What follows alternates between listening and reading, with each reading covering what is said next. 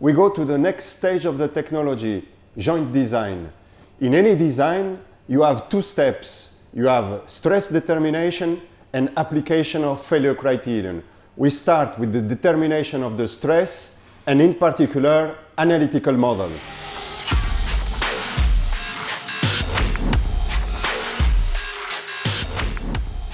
Now, let's move to joint design. Joint design is a big deal and we have several modules treating this subject. First of all, in module 24, we will discuss the loading modes, the joint geometries, and the main analytical models. Concerning the loading modes, we have seen already that this is the most favorable one, but it doesn't mean that in even this joint, you will have peel loading. And then you have other loading modes that will be present in other geometries. And talking about geometry, you have here the main ones. You already know this is the main geometry. The overwhelming majority of the adhesive joints are single lap joints. If you want to reduce the peel, and you will understand how peel is generated in a single lap joint in a few slides, you can use the double lap joint.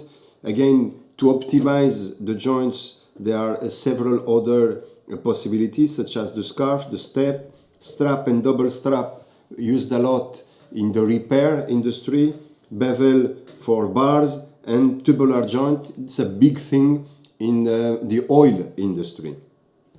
Analytical methods. The simplest way to analyze this and to determine the stress in the adhesive, because that's what we want. In the first part of the joint design, what we want to do is to determine, to calculate the stress in the adhesive. Once we know that, then we can apply a suitable failure criterion based on a stress level or on a strain level. And the simplest way to analyze this is to simply assume that the stress in the adhesive, which is shear, when you load a single lap joint, you are loading the adhesive in shear, is to assume that the shear is constant, and then the stress is simply the load divided by the resistant area, which is the width times the overlap.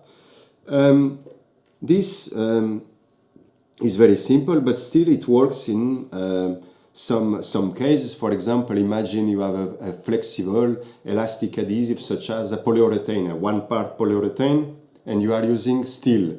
Then you don't need anything else to determine the stress. This is more than enough. So depending on the combination adhesive adherent, this simplest analysis might be actually adequate. However, for most cases, this is not the case. In fact, the stress in the adhesive will not be uniform. This is valid when the stiffness of the adhesive is way lower than that of the adherent. Again, for example, one part polyurethane and steel. But if you have a stiff adhesive, such as an epoxy, which is typically 2-3 gigapascal, and you are using that adhesive to join steel, then the adhesive is stiff enough to cause deformation of the adherent. In the simplest analysis, the adherent has no deformation, but in fact, it will deform if you use a stiff adhesive. And the first one to recognize this was Volkersen in 1938. You have the case here of a joint that is not deformed, and here the case of a joint that is deformed. And the load will go from here and will be transferred to the adherent like this. And the load will come from this side, from this adherent, and will transfer like this. And the deformation in the substrate will be much higher in this point and in this point than at the end of the overlap. And this will cause a non-uniform strain in the adhesive. The adhesive will be more strained here at the ends of the overlap than in the middle, where it is only lightly strained. So this phenomenon is also called the differential straining in the adhesive due to the deformation of the adherent. The adherent will deform if you use a stiff adhesive. The result in terms of stress is something like that. You will have high stress concentrations at the ends of the overlap where the adhesive is more strained. So the advantage that I described when I started this course, saying that when you use adhesive bonding, the stress is uniform in the joint. It is only true through the thickness. This is true. Through the thickness, the stress is perfectly uniform. Along the overlap is not exactly the case. You have stress concentrations at the ends of the overlap due to differential straining, due to the deformation of the substrate. To illustrate the concept of differential straining, we have here a rubber model. For the substrates, we have hard rubber, and for the adhesive, a foam. At this stage, the joint is not loaded, so there is no deformation in the adhesive and no deformation in the adherent. But then, if we load the joint, clearly there are deformations, especially in the adhesive, but not everywhere. In the middle of the overlap, there is nearly no deformation in the adhesive, as you can see here. But at the edges, a lot of deformation, okay, here and here. This is due to the load transfer in the adherents from here and from there. That leads to high deformation here and nearly no deformation there. And this difference in deformation of the adherents leads to high strains at the edges of the overlap in the adhesive. In terms of calculation, Volkersen, what did he do? Well, he took the free body diagram of the joint and he made the balance of forces in the lower and top adherent. And this is the result he obtained. He obtained two differential equations. Something very basic, something that you see in any course of mechanics of solids. I'm sure you can do that better than me. Then he has a third equation, which is the behavior of the adhesive, indicated here, and he considered that the adhesive is purely elastic, okay? No plastic deformation, purely elastic. And then he combined the three equations, the top adherent, bottom adherent, plus that equation of the adhesive, the elastic deformation of the adhesive. And by combining these three equations, I don't go through in detail through the calculation, it's not necessary, you obtain this differential equation for the substrate.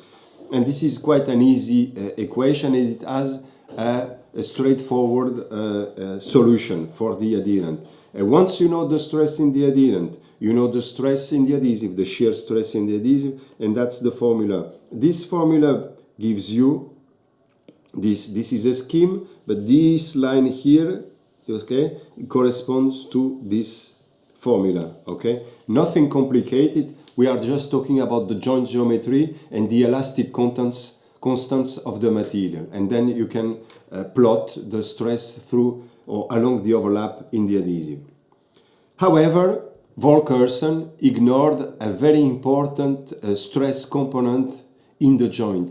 He assumed that there is not peel, but in fact there is. And the first to recognize this was Golein-Reisner a few years later, because the load in fact is not perfectly aligned due to the thickness of the substrate, and this will introduce a bending moment at the ends of the overlap. At the bending moment, what will it do? It will tensile load or peel load the adhesive at the ends of the overlap. He defined a bending moment factor also that you will see that will be useful later.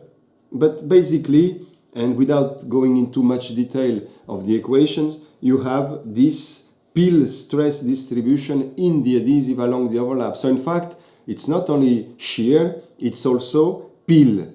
And they have two things in common. The stress, whether it's shear or peel, is concentrated at the ends of the overlap. So basically everything happens here. The middle is lightly stressed, whether in shear or in peel. Really, this is the critical part of the joint. That's why if you have problems of peel when you use a single lap joints and you have premature failures, one thing you can do is use a joint where the peel is reduced. How do you reduce the peel? You reduce the bending component. You use a double lap joint. In that case, there is still peel, but it's way reduced. Basically, you only have shear in a double lap joint. Why you don't use it so much? Because in terms of fabrication, it's a nightmare. It gives much more work. Single lap joint in terms of fabrication, it's much easier. Okay, so we have Volkersen just for shear. We have Golein-Reisner that has the two components, shear plus peel, but both are limited in the sense that they only consider the elastic behavior of the adhesive, and we know that most adhesives, they are not elastic to failure.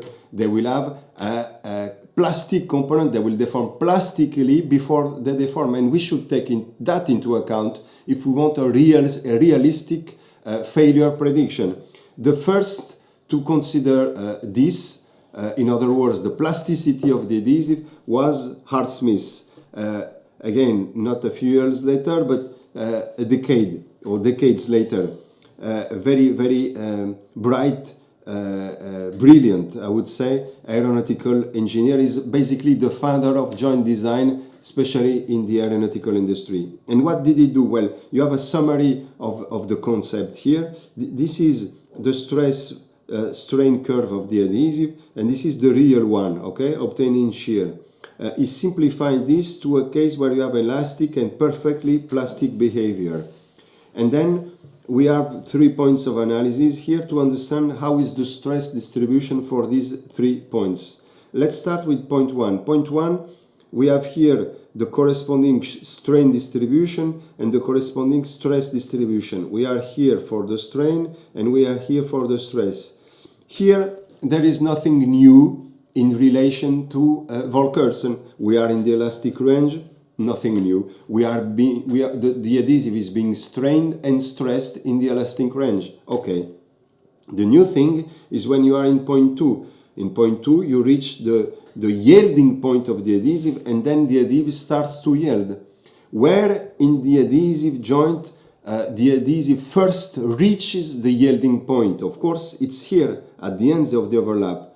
You have here the corresponding stress. So this part here and this part here, corresponding to this part here and this part, has reached the yielding point. So they are deforming, or they deform plastically here. The rest is still elastic, okay? But you have plastically deformed the adhesive here. In terms of strain, there is no limitation, so the strain is increasing, okay? But that's a kind of revolution in the analysis, because if it was Volkersen, when you reach this point, it breaks. But because you are considering the plasticity of the adhesive, it doesn't break. You have a stress redistribution. The adhesive in this being plastically deformed, here starting at the edges, and it's going towards the middle of the overlap. So you continue to strain. The load is increasing, of course, the joint can take more, until finally you reach point 3. What happens in point 3? It fails because you reach the failure strain of the adhesive. That's this point here. The adhesive joint cannot give more. In terms of stress, the strain, the plastic strain, further went inside, and then you have all this part that plastically deformed, corresponding to this part. This part has plastically deformed, but the adhesive cannot give more because you reach the failure strain, and then it breaks. But note that you still have here some elastic reserve. It could have taken more if it was more ductile. The more ductile, the more you use the whole overlap, all right? Hart-Smith, in his model, again, we are not going to go into too much detail, but in his model he proposed 2 references, one for the elastic part and one for the plastic part. And for the plastic part, for this to work, you need to give the yielding stress as well as the plastic deformation of the adhesive. If you have this plus this, then automatically the model will give you the load corresponding to the moment where you reach the failure strain in the adhesive.